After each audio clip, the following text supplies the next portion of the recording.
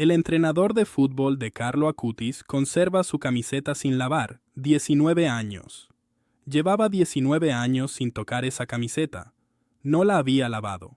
No la había guardado en un cajón como se guarda el recuerdo de algo muerto. La tenía colgada en el mismo gancho de madera que usaba cuando entrenaba a los cadetes del Monza, a 1 metro exacto de la cama donde yo dormía cada noche, en ese piso pequeño de la Vía Trebbia que huele a pintura vieja y a café quemado, y cada mañana, antes de salir, la miraba. 19 años, 700 semanas, y yo todavía no podía explicar lo que pasó aquella tarde de septiembre del año 2005 en el campo de entrenamiento, cuando un chico de 14 años con los pies más torpes que había visto en mi carrera se quedó quieto en el centro del círculo y me dijo algo que ningún adolescente podía saber. Me dijo la fecha, me dijo el nombre del hospital y me dijo que yo iba a estar bien. 3 cosas, 3 datos exactos, y ninguno de los 3 había ocurrido todavía. Mi nombre es Rodrigo Fabri. Fui entrenador de fútbol durante 28 años, desde las categorías infantiles hasta el trabajo en las divisiones sub-17 del norte de Italia. Nunca entrené equipos de primera división. No me importaba. Lo mío siempre fueron los chicos de 15, 16 años. Esa franja donde todavía puedes cambiar algo en una persona antes de que el mundo termine de moldearla. He visto a más de 900 jóvenes pasar por mis manos en ese tiempo.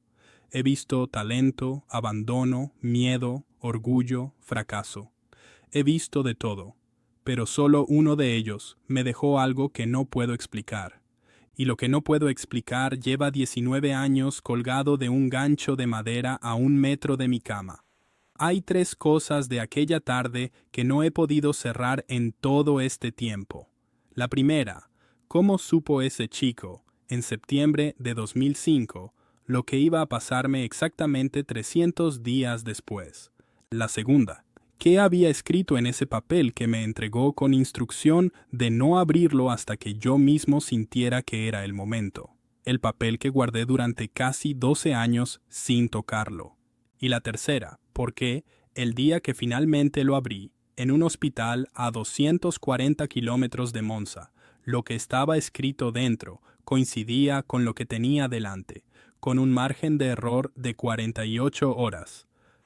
Antes de seguir, y solo será un momento, quiero dar las gracias a 3 personas que han decidido caminar conmigo en este proyecto y se han hecho miembros del canal: a Reina Monge, a Manuel García Rodríguez y a Ramón Clivil. Hacerse miembro de Huellas del Cielo es encender una vela en Asís, un donativo real para la basílica donde hoy descansa Carlo. Gracias por mantener viva su memoria, y ahora déjame volver a aquella tarde, porque todavía no te he contado lo más difícil de entender. Mi vida hasta el 2005 era razonablemente simple. Nací en Brescia en 1971. Jugué al fútbol hasta los 23 años con resultados mediocres y ambiciones que superaban con creces mi talento, lo cual es una descripción que aplica a la mayoría de las personas que terminamos siendo entrenadores en lugar de jugadores. Me formé con el curso de la Federación Italiana en Coverciano en 1997.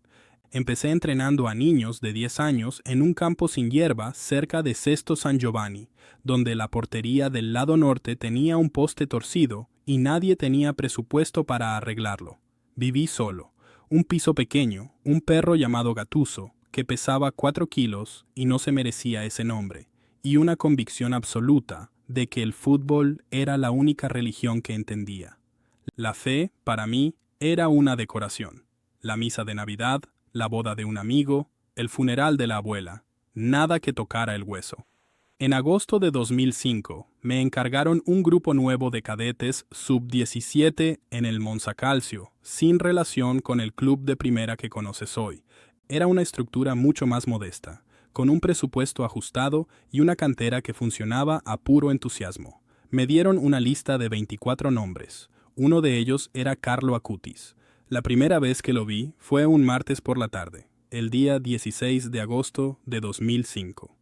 Temperatura, 31 grados centígrados, el tipo de calor húmedo del norte de Italia en verano que pega en los pulmones como una toalla mojada. Llegó el último al campo, con una mochila demasiado grande para su cuerpo y las zapatillas de fútbol atadas con un nudo que ya se deshacía antes de empezar.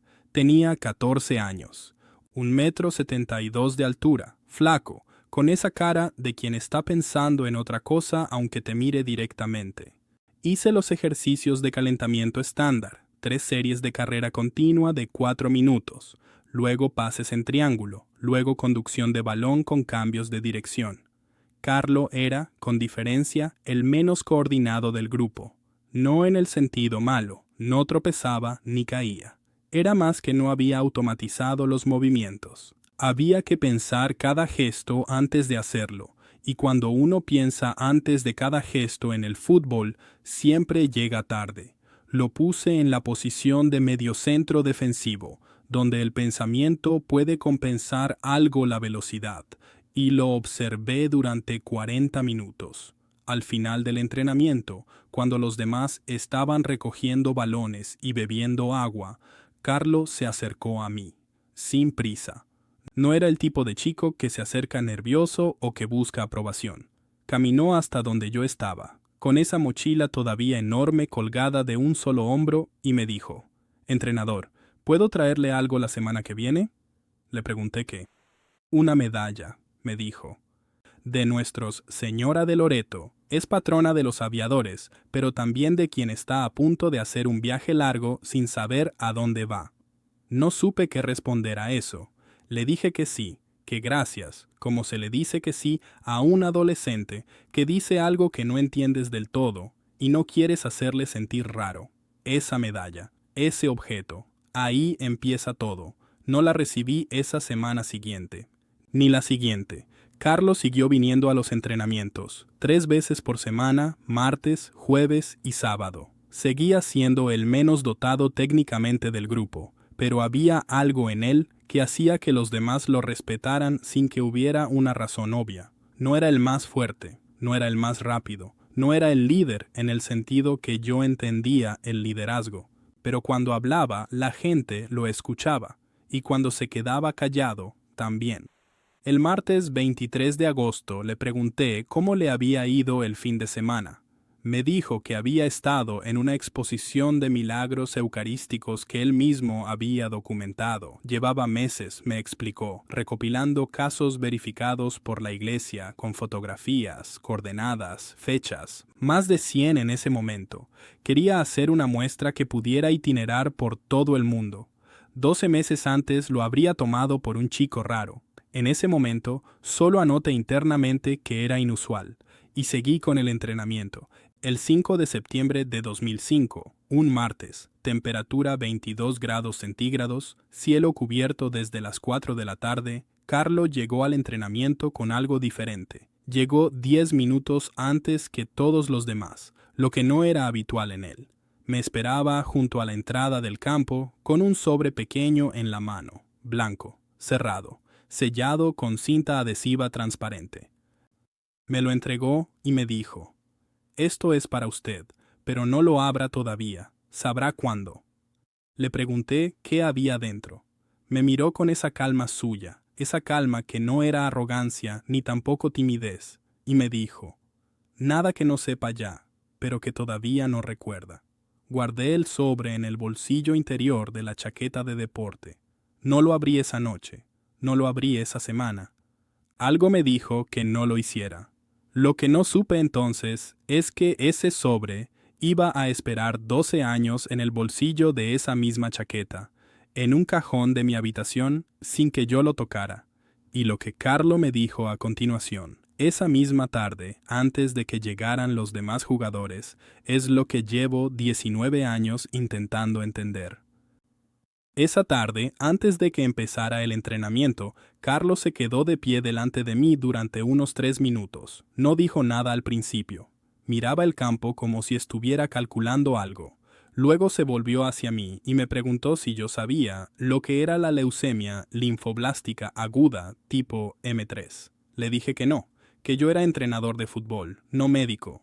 Me dijo: Yo tampoco era médico, pero la voy a conocer de cerca. Antes de que pudiera preguntarle nada, continuó. Me dijo que había algo que quería que yo supiera, porque cuando ocurriera iba a necesitar acordarse de que la vida no termina donde parece terminar. Me dijo que el año siguiente, en junio de 2006, yo iba a recibir una llamada que me iba a romper, y que esa llamada iba a llevarme a un hospital que yo no conocía todavía, y que en ese hospital, 12 años después, en el mes de septiembre en la ciudad de Padua, yo iba a entender por qué esa tarde había tenido que escucharle. 3 datos. Junio de 2006. Padua. 12 años después. Me quedé mirándolo. Tenía 14 años. Hablaba con la misma voz tranquila con la que había dicho, el pase al tercer cuarto me cuesta, 3 semanas antes. Le pregunté si se encontraba bien. Me dijo, perfectamente. Usted también va a estar bien, entrenador. Eso es lo más importante. Llegaron los demás. Empezó el entrenamiento. Y yo pasé la siguiente hora mirando a Carlo intentar controlar un balón con el pecho y pensando que ese chico era o muy peculiar o estaba diciendo algo que yo no tenía el vocabulario para procesar. 4 meses después, el 12 de octubre de 2006, Carlo Acutis murió en el Hospital San Gerardo de Monza, leucemia fulminante tipo M3, 15 años. Lo sé porque me llamaron ese mismo día, no el 12, el 9. Me llamó uno de los padres de otro jugador del equipo, que conocía a la familia, para decirme que Carlo estaba grave, que lo habían hospitalizado el 10 de septiembre, que la leucemia había progresado con una velocidad que los médicos no habían visto antes, que le quedaban días. No pude ir a verle. Para cuando quise organizarlo, ya era tarde. El 12 de octubre de 2006, a las 6:45 de la mañana, Carlo Acutis dejó de vivir. Tenía 15 años. 181 centímetros de altura para entonces. La mochila grande. El nudo que se deshacía en las zapatillas. Esa tarde del 12 de octubre, después de recibir la noticia, fui al campo de entrenamiento. Estaba vacío. Hacía frío, 9 grados centígrados, el tipo de frío que en octubre todavía sorprende porque el cuerpo no ha terminado de rendirse al otoño. Me quedé sentado en el banquillo durante 40 minutos sin mover. Tenía su camiseta de entrenamiento en la bolsa que usaba para el material. La había dejado olvidada el último día que vino al campo, 3 semanas antes de ingresar en el hospital. No la devolví. No pregunté si alguien la quería. Me la llevé a casa y la colgué en el gancho de madera de mi habitación. Ahí está todavía, 19 años después, sin lavar. Primer loop cerrado a medias. Yo sabía lo de la leucemia. Pero Carlo me había dicho junio de 2006. Y la llamada que me rompió no llegó en junio. Llegó en octubre. ¿Se había equivocado con la fecha? No. Y tardé un tiempo en entender por qué la fecha que me dio no era la fecha de su muerte. Déjame decirte algo rápido antes de seguir, porque lo que acabas de escuchar es real, y yo sé que te ha movido algo por dentro. Desde el día que Carlo me dejó esa camiseta, llevo siempre un rosario conmigo, cuando dirijo, cuando viajo, cuando me siento a rezar, aunque no sepa bien cómo hacerlo. Un rosario hecho en memoria de Carlo, con cuentas en forma de rosa, que puedo sostener entre las manos cuando necesito recordar que la vida tiene una dimensión que los ojos no alcanzan. Si tú quieres tenerlo cerca y rezarle cada día, está en el primer enlace de la descripción, debajo del vídeo, y también lo encuentras en el comentario fijado. Llega a cualquier país del mundo. Pero espera, porque lo que encontré la mañana siguiente en mis propias notas cambió por completo la manera en que entendía lo que Carlo me había dicho. Las semanas que siguieron a la muerte de Carlo fueron, en términos prácticos, normales. Los entrenamientos continuaron. El grupo de cadetes siguió trabajando. Nadie hablaba mucho de él, porque los adolescentes no procesan el duelo con palabras. Lo procesan con silencio y con un esfuerzo extraño por comportarse exactamente igual que antes. Yo guardé el sobre en el cajón. No pensé en él durante meses. O sí pensé, pero como se piensa en algo que todavía no es el momento de tocar. En junio de 2006, exactamente en el mes que Carlo me había mencionado, recibí una llamada.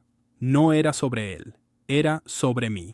Mi médico de cabecera, el doctor Fausto Cremona, me llamó el 14 de junio de 2006 a las 11:20 de la mañana. Número de teléfono que todavía tengo guardado en un Nokia viejo, que no tiro porque hay cosas que el cuerpo decide no olvidar, aunque la razón diga que es absurdo.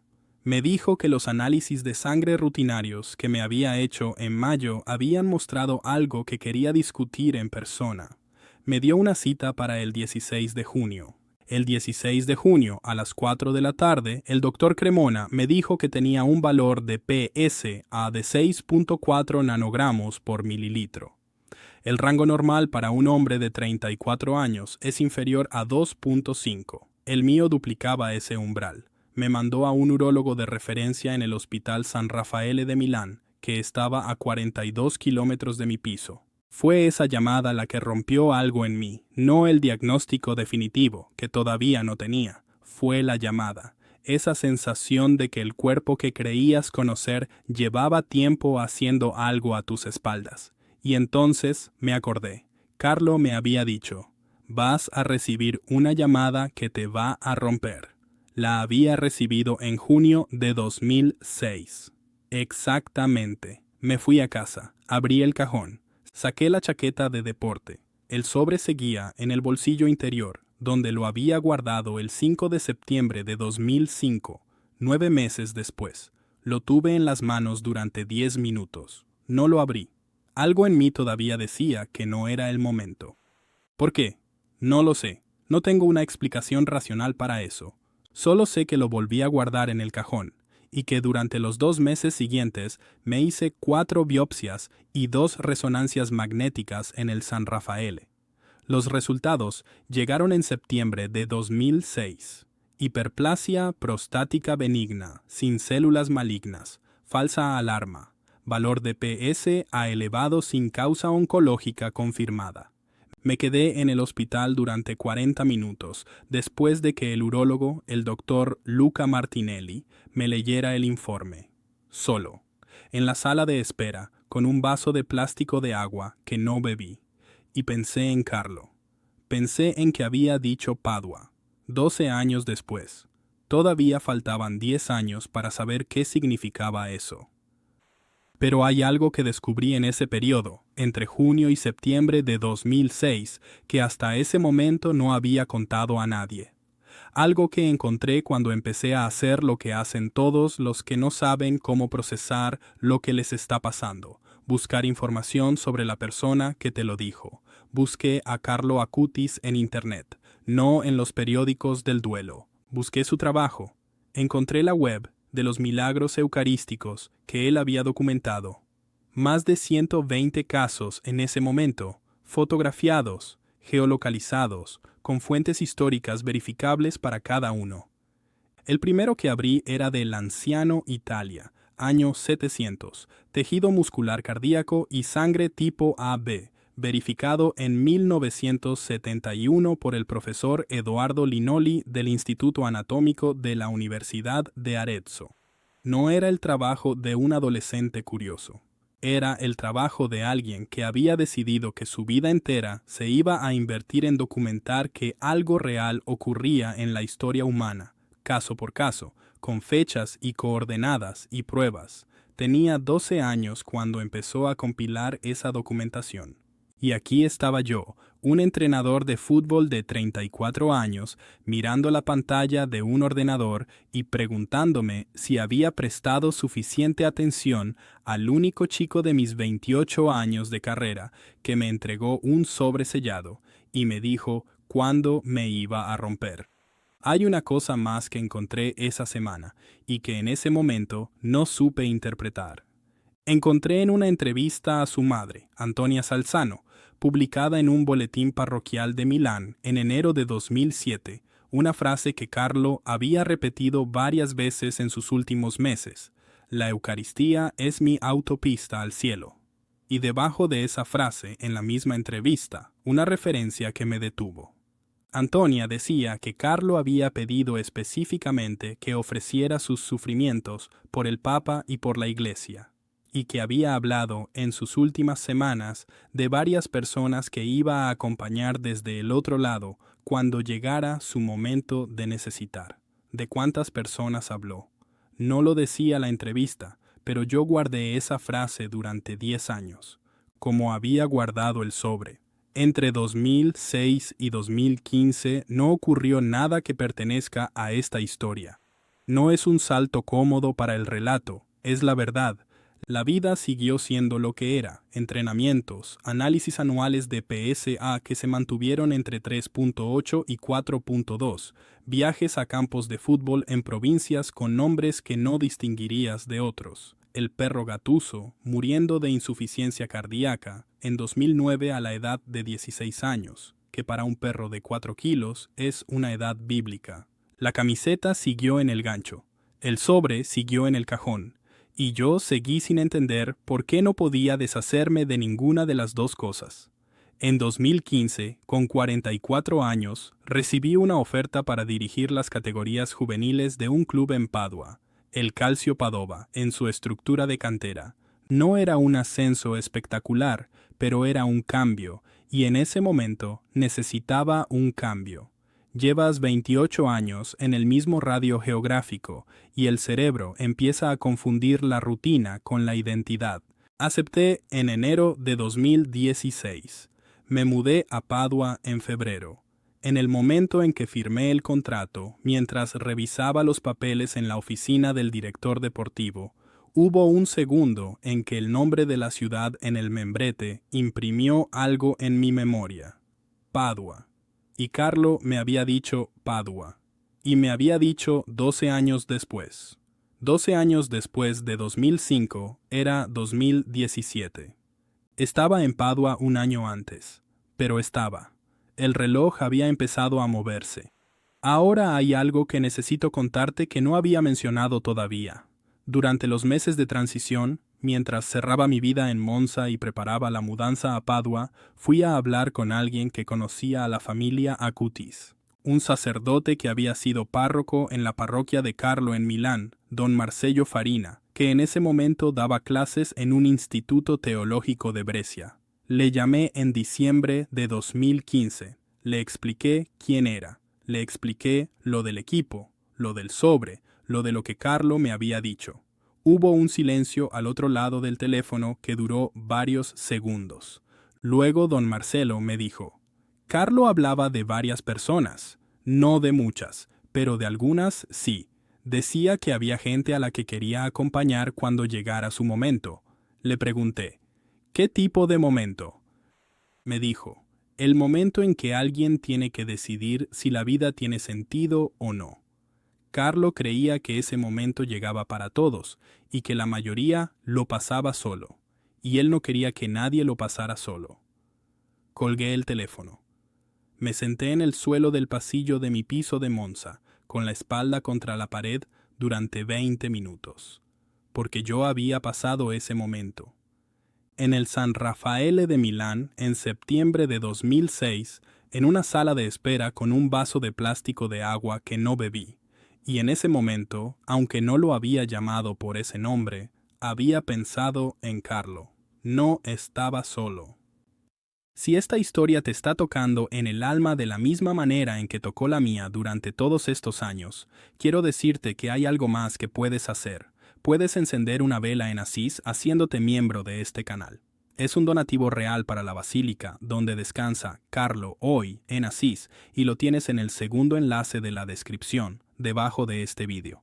Es tu forma de caminar conmigo en esto y de sostener la memoria de este chico que decidió acompañar a desconocidos. Y ahora déjame contarte lo que encontré la semana después de llegar a Padua, porque fue cuando la historia dejó de ser una coincidencia y empezó a ser algo que no tengo otra palabra para describir. Llegué a Padua el 4 de febrero de 2016. Temperatura esa mañana, 2 grados centígrados bajo cero. La ciudad en invierno tiene esa luz gris de las ciudades del norte de Italia que no es oscuridad, pero tampoco es exactamente luz. Es más bien una suspensión de ambas cosas. El club me asignó un piso provisional cerca del estadio Euganeo, en la Vía Vicenza número 37, tercero izquierda. Hice la mudanza en 2 días. Traje conmigo lo esencial: la chaqueta de deporte con el sobre en el bolsillo interior, la camiseta colgada de su gancho de madera, que desmonté de la pared de Monza y volví a montar en la pared de Padua exactamente a la misma altura, 1,75 m del suelo, medido con cinta métrica. Hay cosas que uno hace y no sabe por qué hasta que tiene que explicarlas. La primera semana en Padua fue de orientación, conocer el club, los entrenadores, las instalaciones. El campo de entrenamiento de la cantera estaba en Selvazzano Dentro, a 7 kilómetros del centro. Césped natural, dimensiones reglamentarias, vestuarios nuevos con agua caliente que salía de verdad, lo cual en las categorías juveniles italianas no era tan evidente como parecería. El viernes 6 de febrero de 2016, en mi primera semana completa, uno de los entrenadores asistentes, un hombre de unos 55 años llamado Giacomo Battistel, me preguntó si conocía la Basílica de Sant'Antonio de Padua. Le dije que había estado 2 veces de turista, pero que no la conocía bien. Me propuso ir el domingo. No tenía nada que hacer el domingo, así que fui.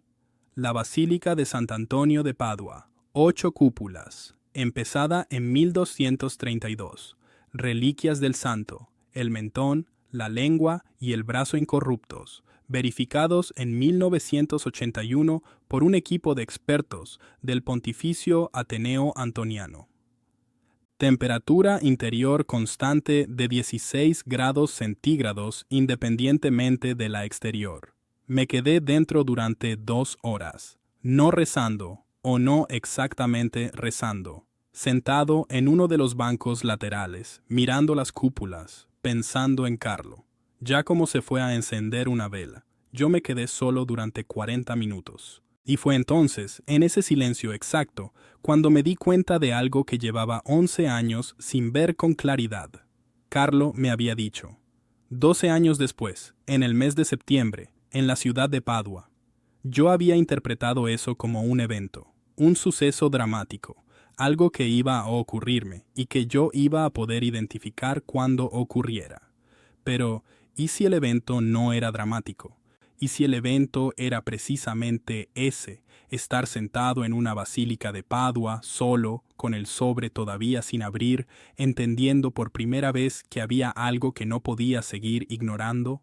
Me fui a casa, saqué la chaqueta del cajón, puse el sobre encima de la mesa, todavía no lo abrí. Faltaba 1 año y medio para septiembre de 2017. Pero por primera vez en 11 años sentí que el tiempo se estaba acortando. Aquí se cierra el cuarto loop que planteé al inicio. Lo que Carlo me entregó no era una profecía para leer de inmediato, era una instrucción para un momento exacto, y ese momento estaba llegando. Lo que encontré durante los meses siguientes en Padua añadió capas que yo no había buscado. En marzo de 2016 comencé a investigar de manera más sistemática el proceso de beatificación de Carlo, que ya llevaba años en marcha. Me puse en contacto, a través de don Marcelo, con una persona que había sido entrevistada por la postulación, una mujer llamada Clara Viscardi, que había sido profesora de catequesis en Milán y que había conocido a Carlo entre 2003 y 2006. No era una fuente oficial del proceso. Era simplemente alguien que lo había conocido y que estaba dispuesta a hablar con un desconocido que había entrenado a su antiguo alumno de catequesis. Hablé con Clara por teléfono en abril de 2016 durante 47 minutos. Le conté lo del sobre, lo de las palabras de Carlo esa tarde de septiembre de 2005, lo de la llamada de junio de 2006. Hubo un momento en la conversación que me dejó sin habla. Clara me dijo que Carlo, en una de sus últimas clases de catequesis, en primavera de 2006, cuando ya estaba empeorando aunque todavía no había sido hospitalizado, había hablado de varias personas a las que quería llevar algo antes de que llegara su momento. No en términos vagos, con descripción. Había mencionado a un hombre que trabajaba con jóvenes en el campo, que no creía en nada que no pudiera tocar, y al que quería dejarle una señal para que no tuviera que pasar el momento más duro completamente a oscuras. Le pregunté si recordaba las palabras exactas. Clara hizo una pausa. Dijo que no las recordaba palabra por palabra porque habían pasado 10 años, pero que sí recordaba la frase central, porque era inusual para un chico de 15 años. Carlo había dicho, cuando llegue su momento, va a estar en el mismo sitio donde yo quiero estar cuando sea libre, y va a saber que no está solo. Silencio. No dije nada durante varios segundos. Luego le pregunté, ¿mencionó un nombre? Clara dijo que no, que Carlo nunca mencionaba nombres cuando hablaba así, solo descripciones, pero la descripción encajaba. Un hombre que trabajaba con jóvenes en el campo, que no creía en nada que no pudiera tocar. Era yo. Y el mismo sitio donde yo quiero estar cuando sea libre. Carlo murió en Monza, pero había expresado el deseo de ser enterrado en Asís, cerca de la Porciúncula, junto a la Basílica de Santa María de los Ángeles. No en Padua, no en Milán, en Asís. Pero Padua tenía a San Antonio, y yo estaba en Padua. Cuando llegue su momento. Todavía faltaba más de un año para septiembre de 2017, pero ahora el problema era peor que antes, porque ya no podía seguir diciéndome que Carlo había hecho una predicción genérica que yo estaba rellenando con mis propias circunstancias. Las dos fuentes, don Marcello y Clara Viscardi, habían confirmado de manera independiente que Carlo hablaba de personas concretas, con descripciones concretas, antes de morir, y la descripción coincidía. Lo que no sabía todavía era lo que había dentro del sobre, ni lo que iba a pasar en septiembre de 2017 para que finalmente lo abriera. Los meses entre abril de 2016 y agosto de 2017 siguieron su curso. Trabajé. Entrené a 272 chicos en ese periodo, en las categorías sub-14 y sub-16. Fui a 7 torneos entre el Véneto y el Friuli. Dormí mal 94 noches, de las que tengo registro, porque empecé a apuntarlo en un cuaderno pequeño, un hábito que había adoptado después de la conversación con Clara y que me permitía mantener separadas las cosas que podía controlar de las que no. El sobre seguía en el cajón, la camiseta seguía en el gancho. En enero de 2017 leí por primera vez la noticia oficial. El Papa Francisco había reconocido el primer milagro atribuido a la intercesión de Carlo Acutis, un niño brasileño llamado Mateus en Campo Grande, con una malformación pancreática grave, curado después de que su familia rezara a Carlo. El niño tenía 5 años en el momento de la curación, en 2013. El diagnóstico médico previo indicaba una malformación del anillo pancreático que los médicos del Hospital del Cáncer de São Paulo, específicamente la doctora Ana Paula Ferreira, habían catalogado como inoperable en ese estadio. Después de la novena, el anillo pancreático había desaparecido en la resonancia de seguimiento realizada en enero de 2014. Diferencia de 6 semanas entre el inicio de la oración y la resolución documentada. No soy médico, no puedo evaluar ese caso con criterios clínicos, pero sí puedo decirte que cuando lo leí ese martes de enero de 2017 en la mesa de la cocina de mi piso de Padua, con un café frío que se me había olvidado beber, sentí algo que no supe nombrar en ese momento. Fui al cajón, saqué el sobre. Lo puse encima de la mesa, junto al café frío, y lo volví a guardar. Todavía no. En abril de 2017, un martes, durante un entrenamiento noté algo, una fatiga diferente, no el cansancio normal de 30 años en campos de fútbol con frío y lluvia y horas de pie. Era algo más profundo, más quieto, como si el cuerpo estuviera haciendo algo a 2 velocidades distintas, y la segunda velocidad fuera más lenta de lo que debería. Fui al médico. Análisis de sangre rutinarios más un perfil extendido. Hemograma completo, marcadores hepáticos, función renal, perfil tiroideo. Los resultados llegaron en 2 semanas. El valor de PSA, 7.1 nanogramos por mililitro. El valor más alto desde el 6.4 de 2006. Todo lo demás dentro de rangos normales. Me mandaron a un urólogo en el hospital de Padua. El hospital de Padua. No el San Raffaele de Milán, donde había estado en 2006, un hospital diferente, en la ciudad que Carlo me había nombrado. Me dieron cita para el 12 de septiembre de 2017. Septiembre 2017, 12 años después de 2005. Me senté en la silla de la consulta del doctor Giorgio Parolin, urólogo del Hospital de Padua, con las manos sobre las rodillas y el sonido de mis propios pulmones en los oídos. Tenía 46 años. El doctor Parolin tenía unos 50, gafas rectangulares, una fotografía de 2 niños en el escritorio. Me explicó los resultados. El valor de PSA había subido, pero el patrón de subida no era alarmante en curva. Me recomendaba una biopsia guiada por resonancia magnética para descartar patología maligna. Le dije que sí, que cuándo podía ser. Me dijo, la tenemos libre el 19 de septiembre. 19 de septiembre de 2017. Fui a casa, abrí el cajón, saqué la chaqueta de deporte, saqué el sobre del bolsillo interior. 12 años después de septiembre de 2005. Estaba en Padua. Era septiembre. El momento que Carlo me había descrito había llegado. Ahora sí, ahora era el momento. Puse el sobre encima de la mesa de la cocina. Lo mismo de siempre, madera clara, una mancha de café en la esquina que no se va aunque la friegues, la ventana que da a un patio interior con una planta que nadie ha regado en meses. El sobre tenía 12 años. El papel había amarilleado un poco en los bordes. La cinta adhesiva transparente seguía intacta. Lo abrí despacio, no con ceremonia, con cuidado. Dentro había un papel doblado en 4, una hoja de cuaderno, de esas con rayas azules y margen rojo. La letra era de Carlo.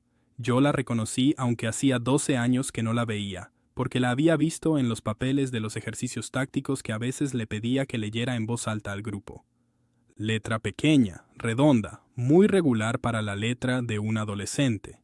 Decía lo siguiente: Entrenador, cuando abra esto, ya sabrá que lo que le dije era verdad. Está en Padua, y es septiembre, y hay algo en su cuerpo que le ha llevado a un médico que no conocía hace 12 años. No sé si será algo serio o no, eso no depende de mí, pero lo que sí sé es que no tiene que tener miedo, porque el miedo solo sirve para hacernos creer que estamos solos, y usted no está solo. Rece, aunque no sepa cómo, aunque le parezca raro. Rece por el Papa y por la Iglesia, como yo hago, y en ese momento entenderá que el espacio entre nosotros no es tan grande como parece. Firmado, Carlo. 5 de septiembre de 2005. 3 líneas más abajo, añadidas a mano con diferente presión de bolígrafo, probablemente escritas en otro momento. Si la fecha es correcta, esta carta lleva 12 años esperando. Si el lugar es correcto, está en la ciudad de San Antonio. Cuídese, entrenador, cuide a sus chicos y rece un rosario de vez en cuando. Hace bien. Eso era todo. Me quedé mirando ese papel durante un tiempo que no puedo medir. No lloré inmediatamente. El llanto llegó después, más tarde, cuando fui al baño a lavarme la cara y me miré en el espejo y me di cuenta de que el hombre que me devolvía la mirada era completamente distinto del que había entrado en ese baño 2 minutos antes. No porque la carta fuera sobrenatural, sino porque un chico de 14 años, en septiembre de 2005, había tomado el tiempo de escribir eso, sellarlo, entregarlo a un entrenador de fútbol al que conocía desde hacía 3 semanas, y confiar en que ese papel iba a llegar a sus manos en el momento exacto en que lo necesitara. 3 datos exactos. Septiembre 2017, Padua. Y el cuarto, hay algo en su cuerpo que le ha llevado a un médico que no conocía. PSA de 7.1. Hospital de Padua. Dr. Giorgio Parolin. 4 datos, todos exactos. El 19 de septiembre me hice la biopsia. Los resultados llegaron el 29 de septiembre. Hiperplasia prostática benigna con cambios inflamatorios. Sin células malignas. Sin patología oncológica. Salí del hospital a las 12:15 del mediodía. Temperatura exterior, 19 grados centígrados. Cielo completamente despejado. Me fui a la Basílica de Sant Antonio. Me senté en el mismo banco donde había estado en febrero de 2016, 16 meses antes. Saqué el papel de mi bolsillo, lo leí por segunda vez y recé. Por primera vez en mi vida recé de verdad, sin saber exactamente a quién, pero con la certeza absoluta de que había alguien al otro lado que llevaba 12 años esperando que lo hiciera. Sé exactamente lo que estás sintiendo ahora, porque yo lo sentí en ese banco de la Basílica de Padua, en el lugar preciso que Carlo había nombrado 12 años antes. Si quieres tener a Carlo contigo cada día, sostener algo entre las manos cuando reces por los tuyos o por ti mismo en los momentos que más duelen, ese rosario inspirado en su devoción está en el primer enlace de la descripción, debajo del vídeo, y también en el enlace de la biografía del canal.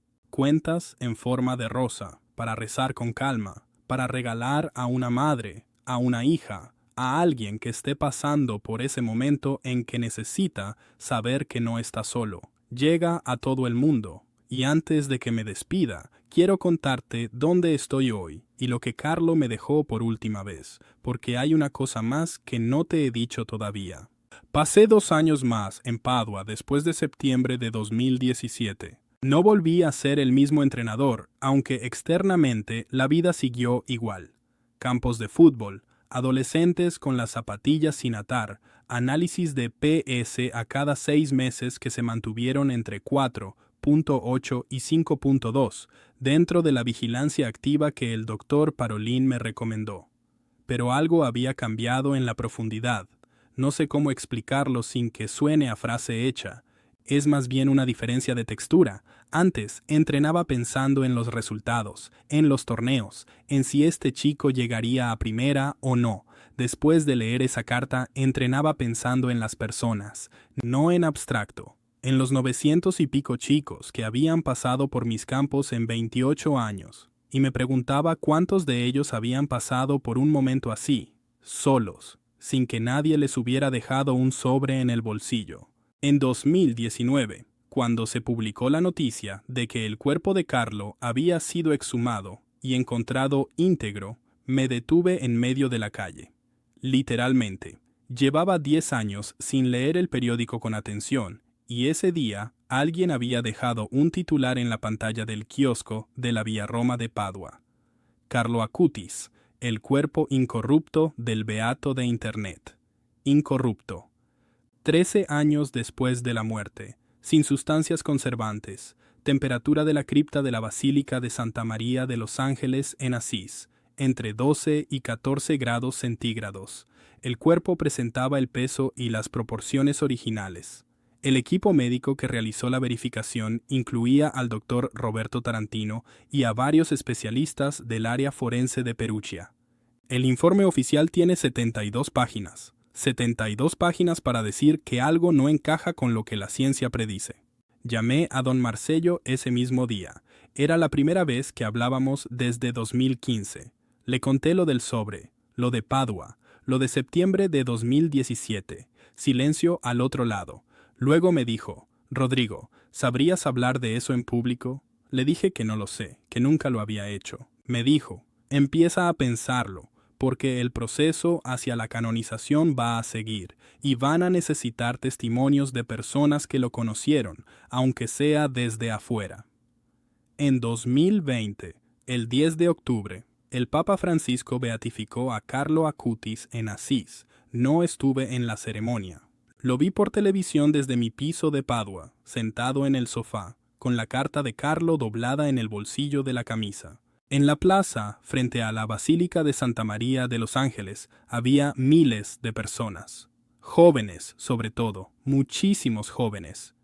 Y yo pensé en ese chico de 14 años con la mochila demasiado grande y las zapatillas sin atar, que había llegado el último al entrenamiento un martes de agosto de 2005, y que en un campo de fútbol del norte de Italia le había dicho a un entrenador escéptico 3 cosas que no podía saber.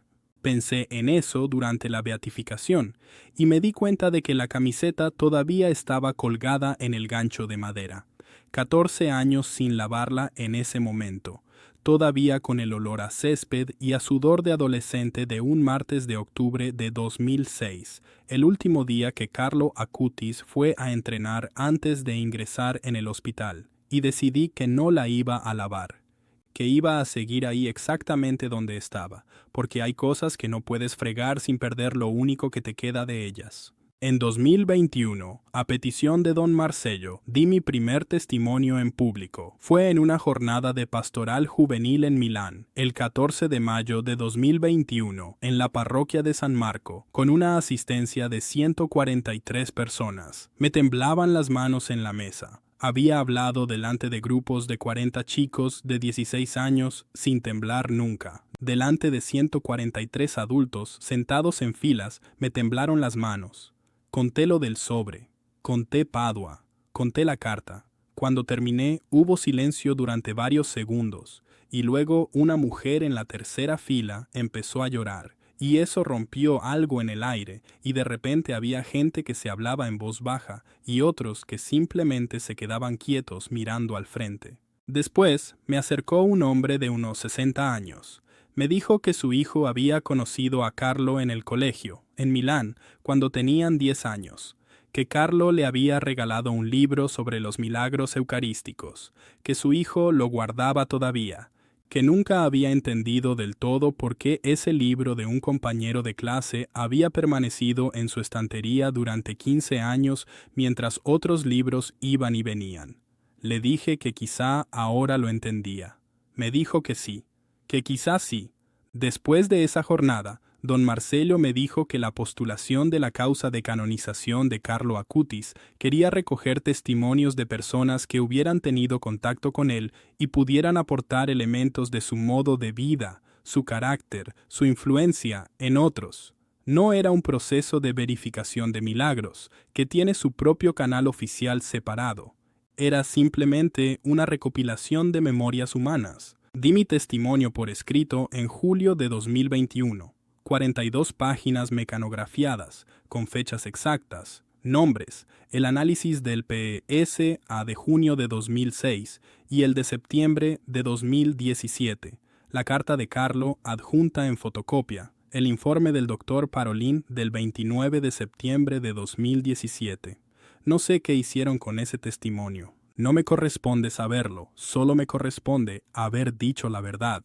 En febrero de 2022, el Vaticano reconoció el segundo milagro atribuido a la intercesión de Carlo Acutis, Valeria Valverde, una joven costarricense con un traumatismo craneal severo producido en un accidente en 2021, que los médicos del Hospital Nacional de Niños de San José habían diagnosticado con daño neurológico irreversible.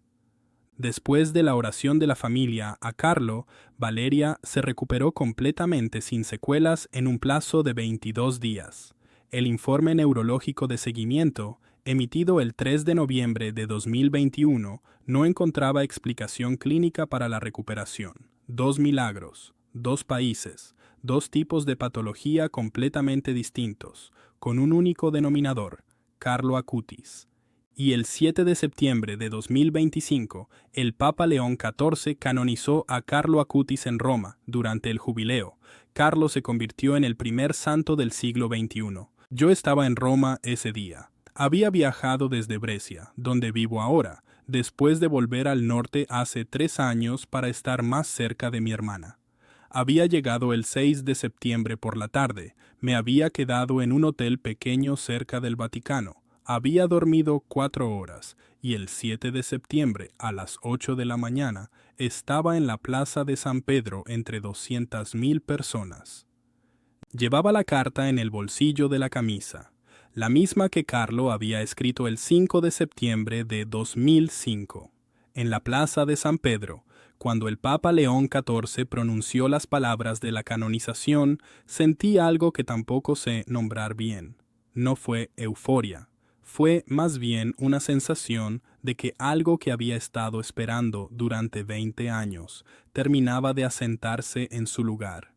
Como cuando la última pieza de un puzzle encaja y el dibujo completo aparece de golpe y te das cuenta de que siempre fue ese dibujo aunque tardaste 20 años en verlo. Me acuerdo de que miré el cielo en ese momento.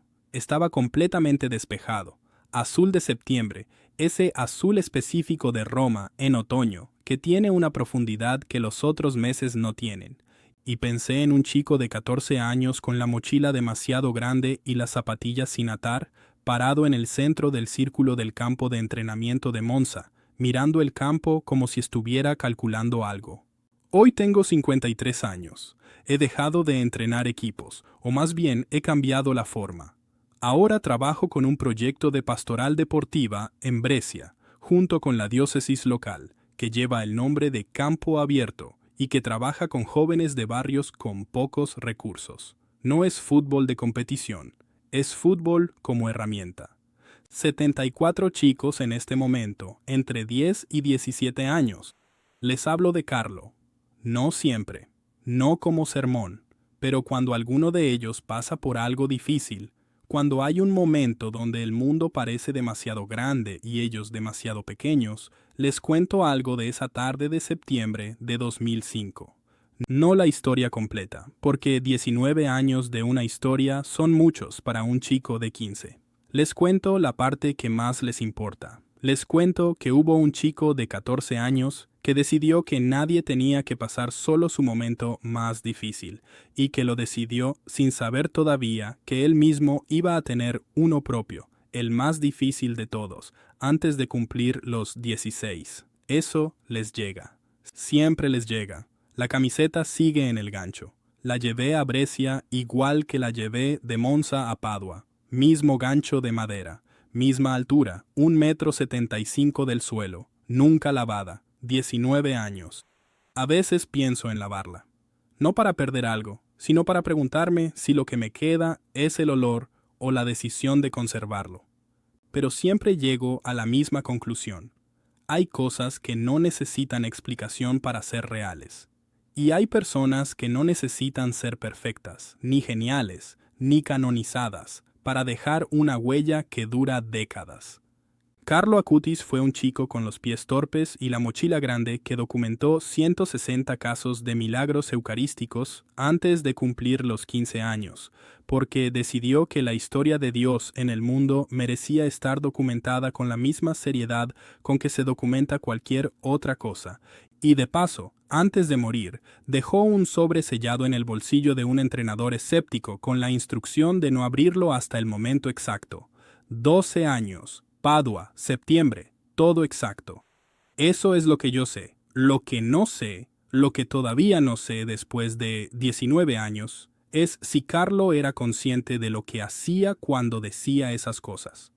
Si lo sabía de la misma manera en que yo sé que mañana hay entrenamiento a las 4 de la tarde, o si lo sabía de otra manera que no tiene nombre todavía. Pero hay algo que sí sé. Algo que Carlo decía y que ahora entiendo mejor que nunca. Decía que la Eucaristía era su autopista al cielo. Lo decía a los 12 años, a los 13, a los 14. Lo decía con naturalidad, sin énfasis, como si describiera una dirección en un mapa. Yo tardé 20 años en entender qué quería decir con eso. No que el cielo sea un destino al que se llega rápido, sino que hay caminos que ya están trazados, y que a veces alguien que los conoce mejor que tú te deja las indicaciones suficientes para que, cuando llegues a la bifurcación, no tengas que elegir completamente a ciegas. Eso fue lo que Carlo me dejó. No un milagro espectacular, no una aparición, un sobre en el bolsillo. 3 datos exactos.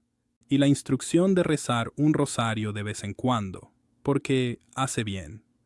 Tiene razón, hace bien. Las huellas del cielo están en todas partes. Solo hay que saber mirar.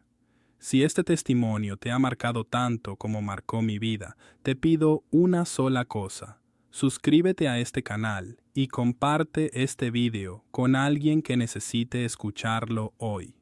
Alguien que esté pasando por un momento donde el mundo parece demasiado grande y ellos demasiado pequeños. En este canal seguimos recogiendo las huellas que Carlo dejó por el mundo, uno a uno, testimonio a testimonio.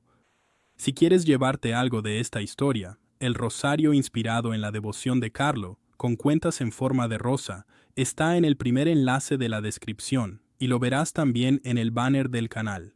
para rezar, para regalar, para sostener algo entre las manos en los momentos que más cuestan. Llega a cualquier parte del mundo. Y si quieres encender una vela en Asís y sostener la basílica donde hoy descansa Carlo, hazte miembro en el segundo enlace de la descripción. Es un donativo real para ese lugar. Es tu manera de mantener viva su memoria. Reza, comparte, cuida a los tuyos. Carlo decía que la Eucaristía era su autopista al cielo. Las huellas del cielo están en todas partes. Solo hay que saber mirar.